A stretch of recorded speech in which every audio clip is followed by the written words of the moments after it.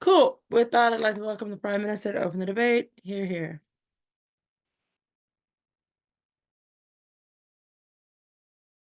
Am I visible and audible? I assume I am. Yep, sorry. Thumbs up, but yes. POIs verbally, please. I will not be looking at chat, but even if I will still prompt you at 5-ish minutes.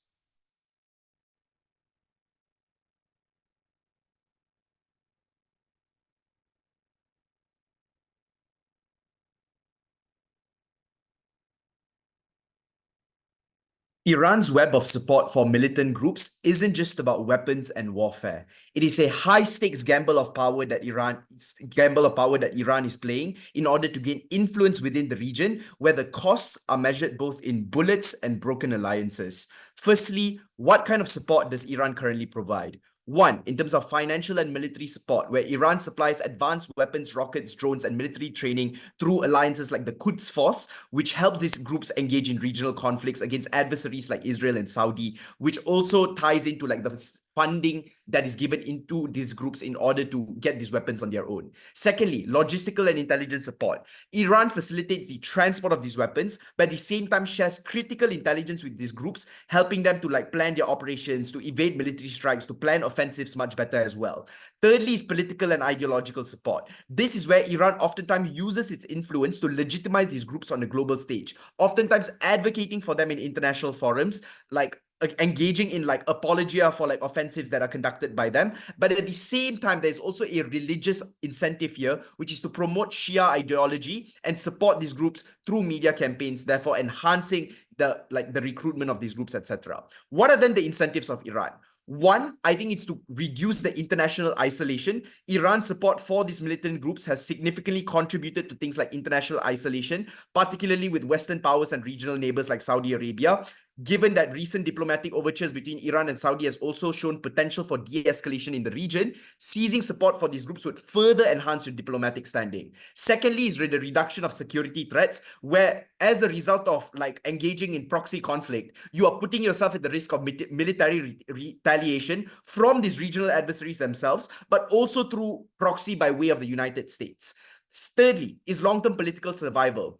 Iran's political system oftentimes faces things like unrest. The civilian population is one that is torn and divided, one that is pro the Islamic Brotherhood that is currently in Iran, but also many that are against this particular groups in nature. What is our counterfactual then? We rather this money not being given away to these military groups. I think that's all we have to defend. But on top of that, we'll also prove to you on a comparative why when the money is cycled into other areas, it makes for a better use of resources and a better like world overall.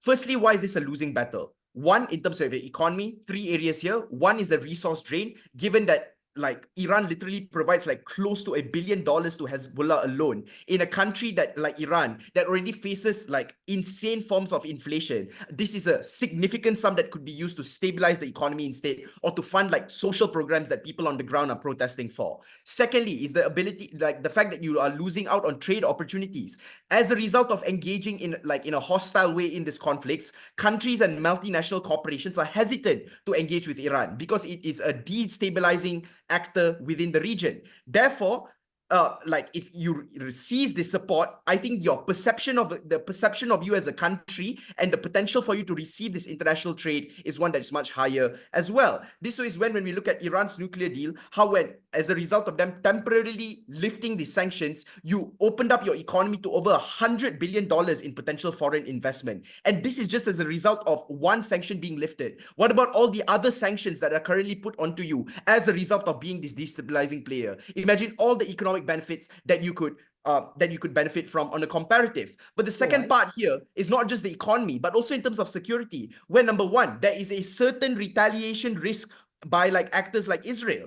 Iran's continued support to groups like Hezbollah that are actively engaged in this particular war puts it in direct confrontation with Israel. That is why Israel managed to kill a member of your government as well, not just top leaders within Hezbollah. This increases the risk of military retaliation and conflict, especially as these groups engage in things like cross-border skirmishes. Therefore, oftentimes you are caught in the crossfire. Secondly, is the destabilization of borders. As a result of supporting these militant groups, given that they're not legitimate actors within like their domestic pool or whatever, this has resulted in a lot of regional, domestic destabilization within these countries, where it has led to things like refugee crises and the spillover harm towards Iran itself. Therefore, for example, when we looked at the conflict in Yemen, the continuous support for Houthi rebels created a humanitarian disaster, provoking things like direct Saudi intervention. And this proxy war is then what drains your resources, causes regional instability, but also results in a lot of spillover harm towards your side.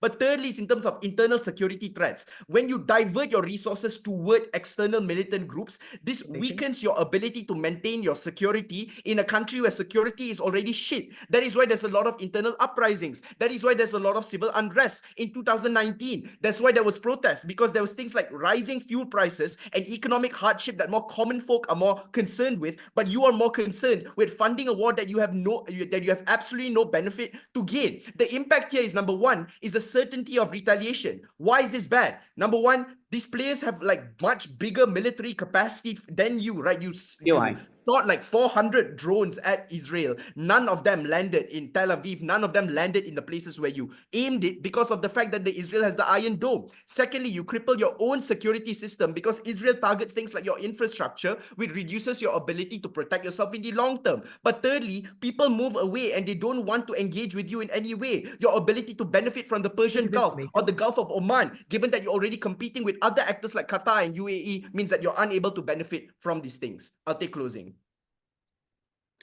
Your analysis was true in the 70s. Sadly, all groups mentioned in the info slide are currently state groups. They are actually running a profit for Iran.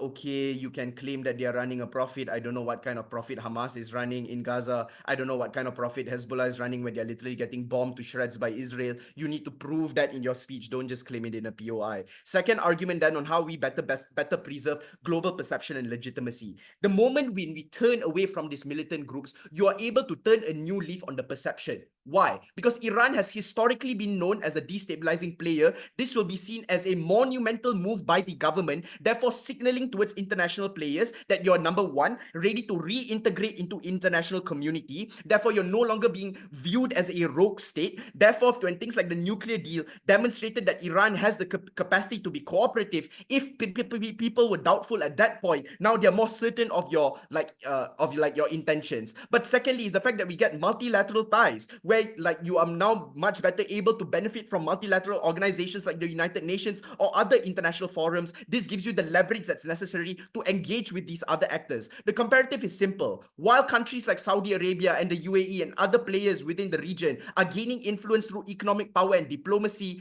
you have to take this opportunity to combine your regional soft power and diplomatic efforts towards a more globalized version of Iran that's better for everyone. So proud.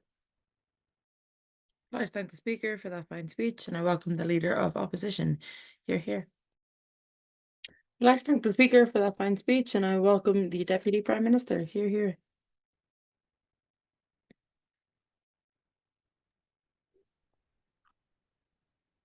I'll take POIs exclusively only through chat, so please don't badger like you all did to my partner. After 5, I'll just take it up, preferably from closing.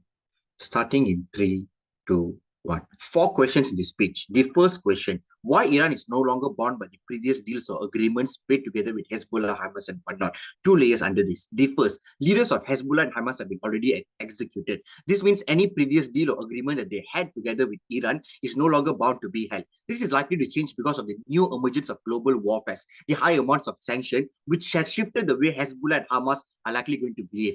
They are also already suffering from active crackdown from sanctions from actors like Israel and also US. This means they lack ability to generate any forms of profit. This analysis is important to illustrate to you the form of leverage and the fear that people possess towards these type of institutions are already largely leaving. We can also weigh this against the more certain economic benefits Asan told you, because investors are scared to come to your region because of instability. Private corporations and MNCs don't want to come. But look, Iran is blessed with good geographical location. The Persian Gulf that they interact with important international trade routes. This economic powerhouse gives you better forms of influence within the region. These are higher forms of leverage where these MNCs feel they need you more than you need to have them. This is important within the debate because our types of benefits are more certain, because when you open up to deem to be a stable type of region, investors are more likely willing to come in. But when you're uncertain, threat to warfare and sanctions, people are unlikely willing to come in. Second question, why Iran's influence is diminishing, uniquely viewed to them funding these military groups? Three things. One, large part of the Islamic states condemn these actions. Members who are part of the OIC don't really legitimize Iran's action to fund these kind of underground groups. But number two, many countries in general don't really support insurgent groups, and Iran's action of using this type of military groups to be used as back channels like Hezbollah to bullying them into agreeing leverages, which is why states don't want to agree. But thirdly, Iran is being sanctioned, even at best case. Probably you can bully small states like Yemen, but Iran is still being sanctioned by larger actors like the US, like the European Union, because you associate with them. So in comparative, large part of the world does not legitimizes this leverage. So I'm unsure as to why in a global setting, Iran is benefiting based on opening opposition's claim. The third question, why the citizens of Iran are against this said action, and the perception of these tens of billions being spent into war is particularly important. Citizens have accumulated deep forms of resentment against Iran because of the states acting within war. This is true for four reasons. One, engagement in war is likely expensive. The hard-earned taxpayers' monies are poured into military warfare and expenditure instead of state welfare. Probably it's easy for them to say Iran is already doing, but it's a perception on how people view this thing. Secondly, a lot of news are just principally against killing. Acts of war that Iran has engaged has led to no resolution, but only spill of blood and life. Children who are dying, women who are also dying. And it all feels like Iran's hands is all over this death, which makes people of citizens of the states also culpable with the act. But thirdly, there's a constant threat of safety for the citizens within the state. Israel threatens the safety of citizens. Benjamin Netanyahu recently openly called out Israel in the UN Security Council. If you do something, they're going to bomb you. And it's particularly harmful because they're going to target things like your weaponaries, ammunition, house pads. When being attacked and bombed, it is going to spill over to people's proximate residents or public infrastructures like healthcare, hospital, and transportation. But also secondly, it's so easy to infiltrate Iran with threat of people like Israel, where they use people like sleeper cells or devices like pages to conduct bomb blasts in public places and spy over them. This means the state has failed to protect their public safety. But lastly and fourth reason, it is not a war that has to involve Iran. It is not them acting in self-defense. It is not that winning the war is going to make anything profitable for Iran. All this analysis shows that citizens are angry towards Iran and they're against its action. Why is this important to Iran as an actor within this debate? Three layers under this. The first thing, citizens' unrest leads to things like public riots, protests, strike, which means you have to shut down a lot of public infrastructures. Your school is probably going to get closed. Your public transports are going to be halted. The state cannot properly function, operate, and implement policies efficiently when the citizens do not recognize the legitimacy within the Iranian government. But secondly, and more importantly, citizens are more prone to moving out. The rich and middle class who have the capacity to transition into different countries are likely going to actively make this decision, because moving away to more stable country means they're able to protect the safety of themselves and their family members rather than being situated in the middle of the war. But these are the most valuable citizens of the country because one, they pay the highest amount of tax. But number two, they're the highest skilled workforces who fill in the different nuanced industries that contribute to the growth of GDP within Iran itself. All this analysis is something you ought to care about because these are the most proximate actors that Iran has to care about for two reasons. One, the social contract Iran possesses upon its citizens, the money that they use to conduct the state's participation and whatnot. But number two, the failure of state to protect the citizen means people are going to be angry and they're going to riot against you. Before 5, any POI from closing? Opening? So if I'm able to just prove that Iran doesn't care about the economy, you just lose top half, right? No, your pathway to victory is the leverage of you funding these small military groups is going to make Iran a huge superpower in the world, which I've clearly disproved. But this is an actor motion, buddy. So instead of you had the burden to prove why Iran's importance towards actors like Hezbollah, Hamas, and Houthis around the world is more important than their own citizens, because at the end of the day, you are using their money to fund this war. And these are the likelihood analysis that is particularly important within the debate. The third part of this argument is going to instill and discuss about the current trend of the war and why cessation of support in military group in status quo is particularly important. I want you to look at the current status quo, Judge, that largely Gaza is already losing the war. This is a trend record to show that Hezbollah is failing, Hamas is failing, and Houthi is failing, which only means Iran has to cover up the deficiency by paying them much more forms of money. But the second thing, the trend of Israel also moving in to attack Lebanon. This is a particularly harmful analysis because Lebanon was perceived to have threat of storing its kind of harmful weapons. Israel went and bombed this kind of institutions. Iran, acting in the similar way, also put them in the threat. Why is this particularly important? One, Israel wants to find an immediate resolution because Israel is also cornered between themselves to make an immediate resolution because they're being sanctioned by other states. That's constant pressure. So Israel wants to end the war as soon as possible. This particular moment makes them a very hostile actor to behave in irrational manners. That is why Iran is particularly put within the crossfire. But thirdly, and most importantly, then at the point which you put them into the threat and a losing trend of the war, you open up Iran towards exposure of these countries, which is particularly harmful.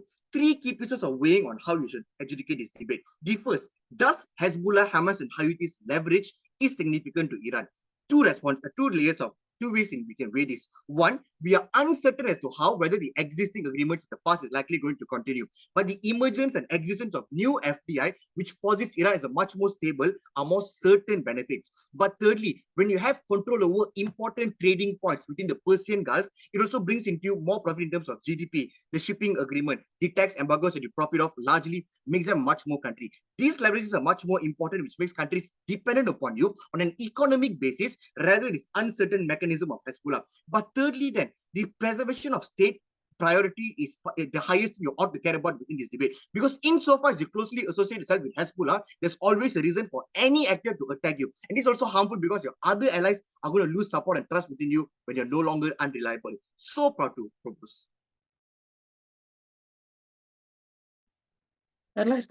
Excuse me. I would like to thank the speaker for that fine speech, and I welcome the Deputy Leader of Opposition. You're here.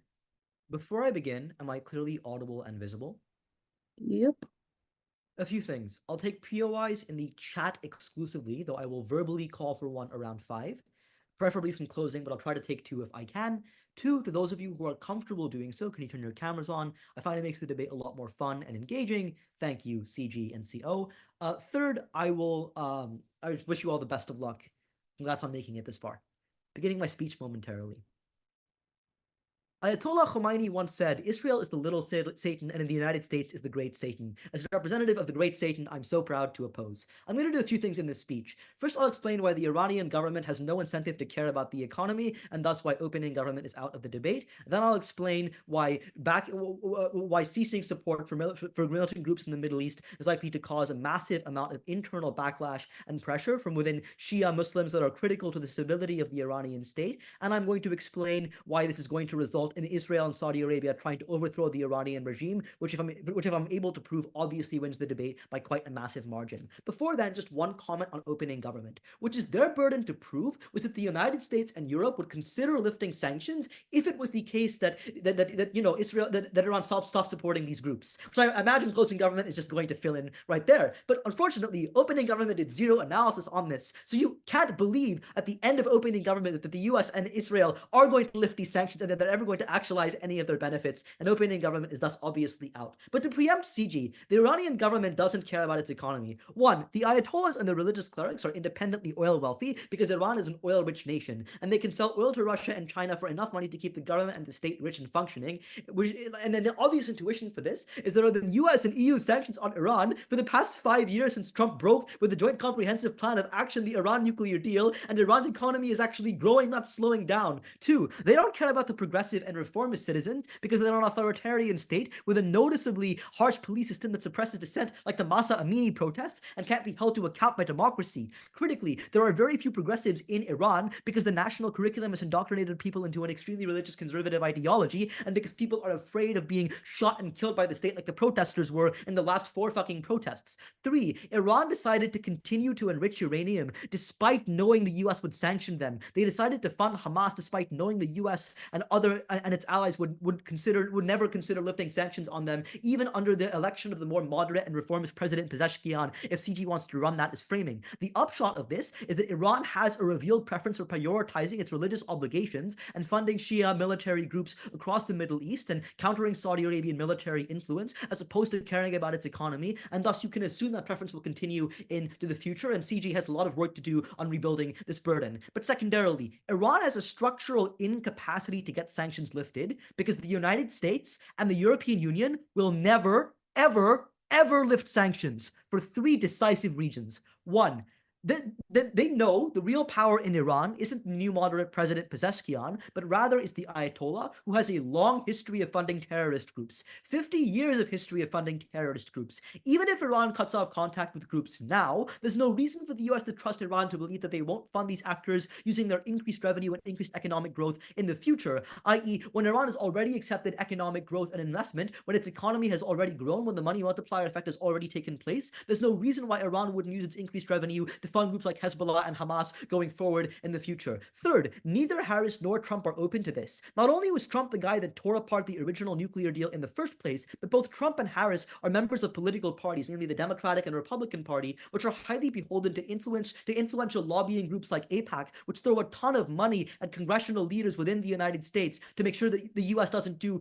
things that are so anti-Israel and anti-Saudi Arabia, like, for example, lifting sanctions on Iran. So there's no political reason why this would ever happen. Fourth, this is just politically untenable. Like, when Obama implemented the Iran nuclear deal back in 2015, it came under the premise that Iran wouldn't enrich uranium. Now Iran has enriched uranium, so any US president who returns to this and lifts sanctions looks incredibly weak, and this is something that no US president wants to do insofar as it makes them politically vulnerable to moderates and swing states who despise Iran. For these reasons, the US and the EU are never going to lift sanctions, especially because the EU tends to follow what the US did and cut off sanctions with Iran immediately after the US killed the Iranian nuclear deal, which means the economy claim is dead. Critical framing for this debate. 2 days ago, Israel wiped out the entire military leadership of Hezbollah.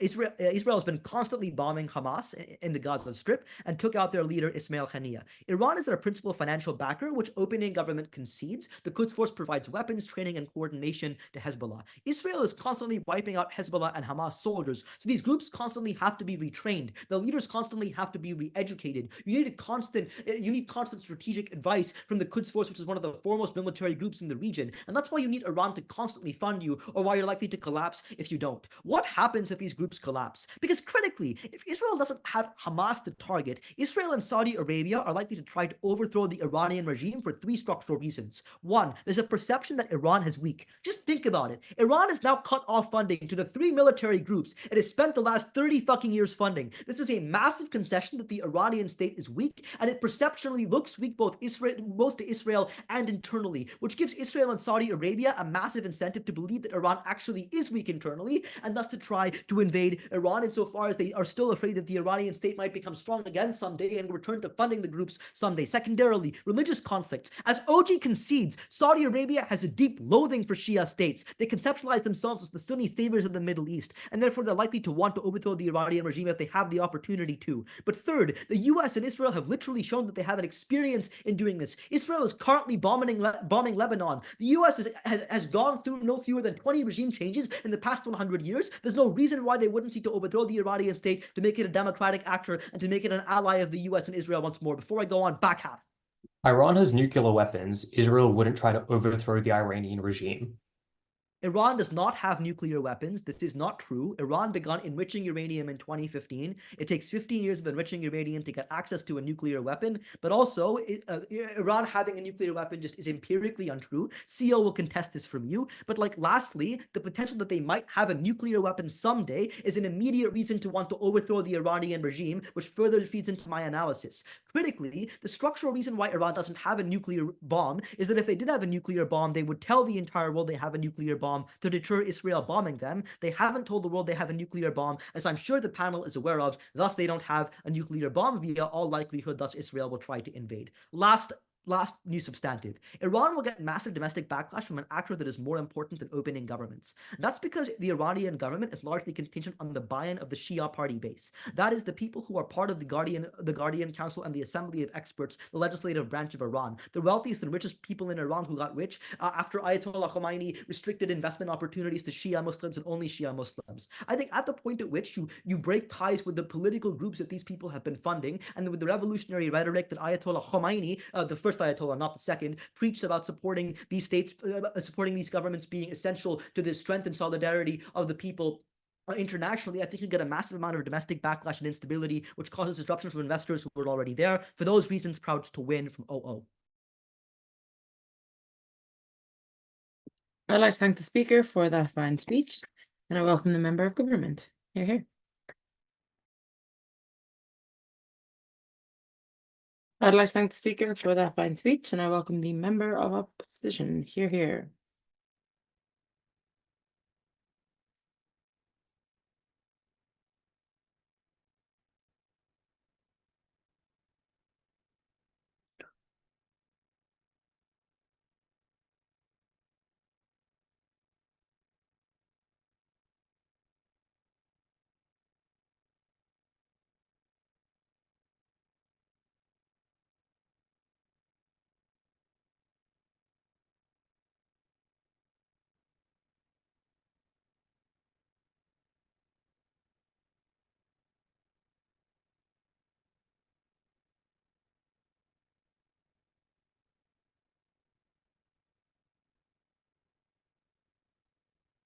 Lucy, can you hear me?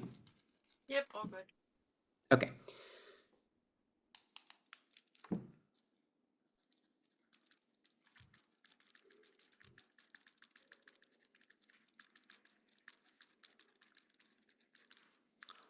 Three, two, one. I will make two claims. First, this is very economically advantageous for Iran, winning on government's metric. Second, this causes an intense amount of backlash because it means more escalations in the process of the decoupling with these militant groups. And the chronic lack of ability by the West and by Israel to differentiate between Iran and these militant groups that won't be changed by this motion means that these Western actors will attack Iran in return, no matter if they decoupled because of that conflict. Let's start with one response to CG, because I think just like this is also a comfortable burden to fill in OO. Why is it that there is control of Iran over these militant groups? So the entirety of the CG case is very confusing because for some reason they think that if they prove that you don't control every part of the militant group, it's like a winning impact. But like if you fund more of it and if you decide what you fund, because CG agree with OO that these groups will collapse if they don't have funding from Iran, you can decide what are the primary factions that you want to fund, which means that you maybe don't fund every part of Hezbollah, but you fund whatever parts are present in Beirut or in the south of the country, which is why those parts are able to usurp control. We don't care if there's some splintering, as far as the ones that are best funded and thus most in control with the most weapons are the ones that Iran is able to fund. They say they will just deviate from Iran, but then it will cut their funding. What? Like CG say no because they've never stopped funding them. But they can stop funding them if they don't answer their incentives. That's what's happening with Hamas. I'm so confused. Okay, let's go into the econ question. I want to start with a crucial characterization. These militant groups are currently de facto states. The Houthis in Yemen are in an actual armistice with the central government. Hezbollah right now is not attacking anyone in the north of Lebanon and hasn't since 2006. Hamas is the only exception, but since they're anyway cut out of funding by Iran and a much smaller population, this obviously doesn't apply to them mostly. OG says no, they're at war. Currently Hezbollah is being bombed. First, that doesn't apply to the Houthis, but secondly and most crucially, Lebanon is not going to war with Israel. These were retaliatory actions against things that Lebanon did in the past. The simple reason for why Lebanon is not going to war is because, as CG can see, they currently don't have centralized leadership due to the assassination in order to group together and attack Israel. But secondly, because the opportune time to attack was in the past when Israeli troops were stationed in Gaza. Now troops are moving to the north after Rafah, which is why Lebanon no longer has the upper hand. If they didn't didn't attack before, they won't now. For those reasons, they remain in a state of de facto nations. OO says that they will collapse after it, and CG says that means this characterization doesn't work. Obviously, it does, because the reason that they're currently de facto states is because they get Iranian military support, which allows them to man their borders and allows them to ensure that when they get attacked, Iran or the Houthis will attack together. But when Iran stops supporting them, that's when Lebanon's borders are no longer manned by Yemeni and Iranian soldiers. They're only manned by Lebanese soldiers, which is why this still works with the OO idea that they will collapse after. Okay, why does all this characterization matter? First, these areas get incredible amounts of money. This is because of high taxes extracted through zakat, given the fundamentalism of Islam in these areas. Secondly, it's because of the intense arms sales that these areas do. Hezbollah won against other factions in South Lebanon and was able to take up the arms that they were given by Iran and that were owned by these other factions funded by the West. So they currently are one of the literally largest arms provider in the world. They sell massive amounts in revenue and are able to funnel that revenue back to Iran. Secondly, they also are literally the only trade partners possible for Iran. For East, Iran has Pakistan, which is US aligned, to West, Arab states that hate it. There is literally no fucking trading partner for Iran other than these state groups which they're able to trade with for resources that Iran direly lacks, like wheat. Thirdly, it's also noticed that it's just the no, that's it. We think that the reason for why they give this money to Iran is obviously because insofar as advisors are stationed in the leadership in the way that I explained before, that means that they can influence policy and sign trade deals with their protectorates that they trained, that they will get the money that these groups extract, which is why this is very economically advantageous for Iran.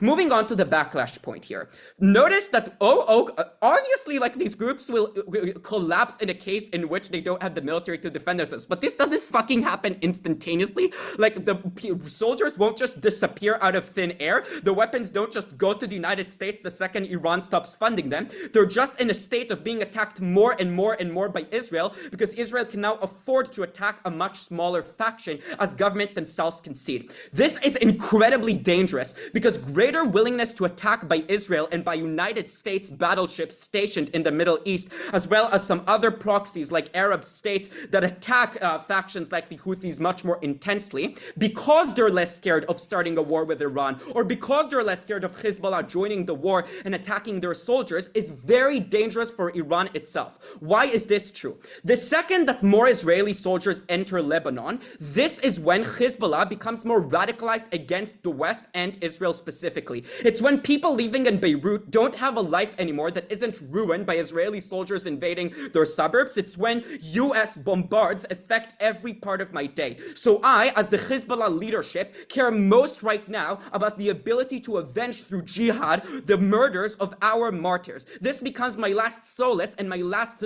hope to end up in heaven. This is what led to the eventual weakening of Hamas, meaning that they chose October 7th despite how irrational it was, because it was their last resort to end up in heaven given the weakening by Israel. Before I explain how this affects Iran, bottom half.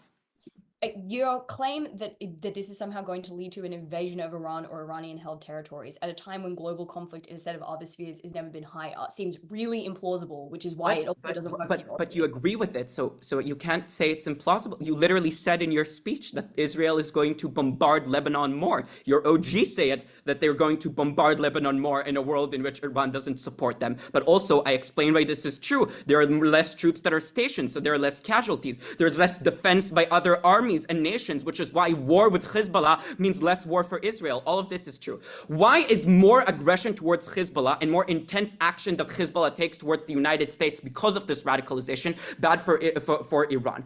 Notice that Israel and the West perceive Iran and these states as a monolith. They know that they come from the same origin. They know that Iran was the one funding these client states and these other these military members. They know that in the past, Iran has been the sole funder of these areas, and they know that Iran is developing its own military weapons in order to supplement its own military. They also don't have any credibility in Iran when it says it stops backing them, especially when it continuously works on its own military program. We think that that means that they will perceive the jihad by Hezbollah as jihad by Iran and attack Iran preemptively. Yeah, Claire can impact this. Closing opposition. I'd like to thank the speaker for that speech, and I welcome the proposition whip. Here. I'd like to thank the speaker for that fine speech, and to close the debate, I welcome the opposition whip. Here.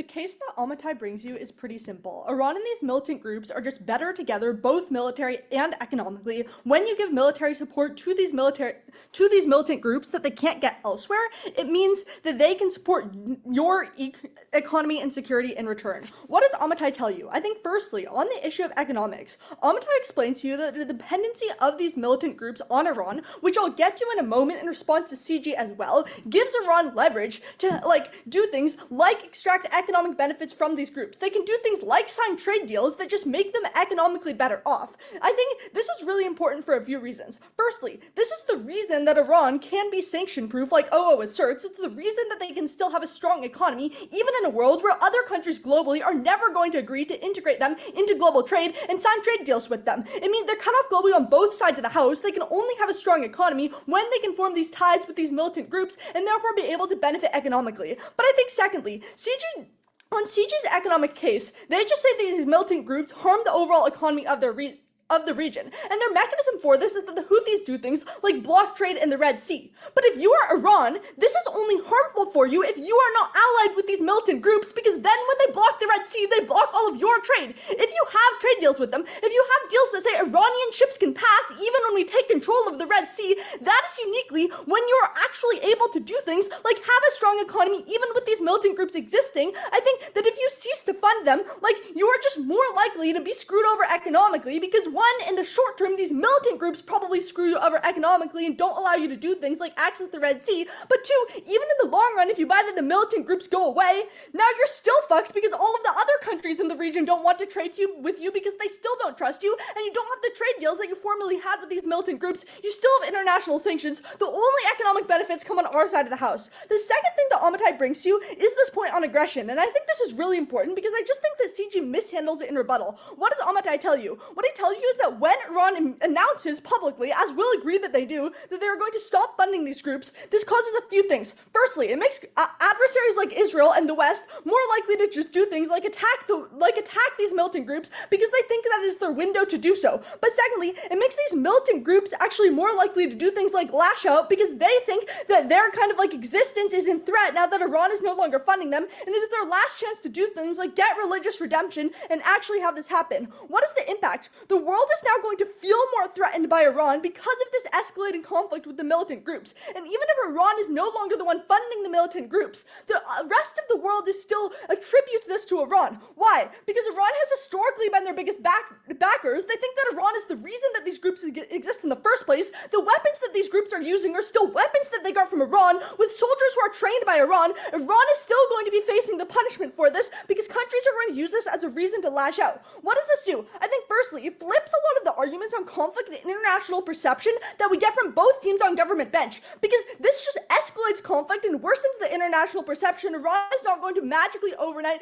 get rid of their perception of ties with these groups. But I think secondly, this just means that countries are going to lash out against Iran directly. Israel is going to do things like kill Iranians, bomb their farms and nuclear facilities, etc., in a way that's incredibly harmful for Iran, both for the government and for the people on the ground. Cool. With that, I think it's already clear why these two extensions are round winning, but I'm going to go into some rebuttal first to government bench. Let's start with CG. I think the first thing that CG tries to prove is that as Iran right now, you have no control over these militant groups. But their main mechanism for this is that the militant groups won't believe Iran if they threaten to do things like cut support. Cool. We agree that if Iran just says we're going to stop funding you entirely if you don't do this thing, the militant groups might not believe them and might call them on their bluff. I think that this takes out the OO version of the leverage claim. But I still think that Iran has other ways of utilizing its support as leverage. Namely, firstly, it can fund specific factions. I think that CG concedes that these groups oftentimes are somewhat splintered and have different factions with different leadership. If there's a specific leader who Iran has more leverage over,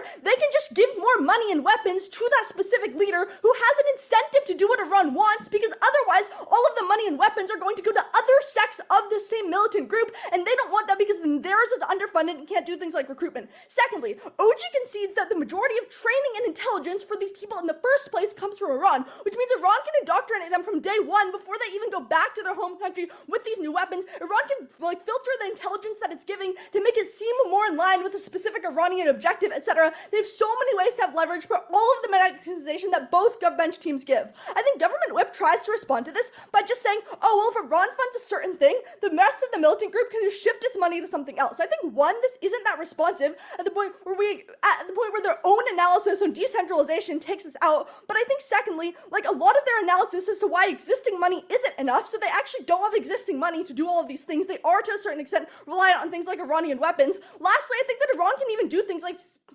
give specific weapons that are the most in line with a specific Iranian objective. I think that they have a lot of leverage. All of this proves that Iranian support does guarantee a substantial degree of control over the militant groups in a way that is much more resilient to the pushback we get from CG than anything that OO gives you. What this means is that even if you don't control every faction or every mission, you have the control needed to access all of the opposition impacts. Before I move on, OG. If these groups will eventually collapse when you cease funding like you say they do, don't all your harms of how they will block trade or lash out not even manifest in the first place? No, I already addressed this preemptively in this portion of my speech because I explain why right now none of the harms apply to Iran because Iran is just fine because they're supporting them. On your side of the house, one, in the short to medium term, all of these harms do apply because the groups still exist and are, if anything, being more aggressive. Two, even if in the long run, if this goes away, like, you're still more fucked economically than you are when these groups exist. Cool. I also think that this does enough to respond to the CG version of the economy claim, which I've already addressed. So with that, I want to address a few miscellaneous things that we're getting out of OG. I think every team in the round agrees that kind of like OG's problem is just that they're not like realistic enough. You're not actually going to get other countries to do things like eliminate sanctions, even if you stop funding these militant groups. I think that this takes out the vast majority of the economics arc we get from OG. On their idea of like global perception, I've already explained why that's also not going to be reversed, even when you just say you're no longer funding the groups. I think that OG is probably not winning this round, unfortunately. Cool. Last thing I want to do then is way above opening opposition, because I want to note that while opening opposition has pretty strong analysis, their main problem is that they just don't even prove a real impact. They don't prove why you weaken the West to any substantial degree, or why the leverage you have is like substantial enough against the West specifically. I think firstly, our analysis fills this in, but I think secondly, when their analysis is just religion, but it's unclear why this is dependent on funding things like militant groups and not any religious groups, we explain why you specifically need to have these interactions with the militant groups. Also, even if government values religion over economy, I think that government bench is probably right that Iranians value their economy and safety more. Proud to stand on CO. I'd like to thank the speaker for that debate. Thank you all for that debate. We are going to adjudicate now.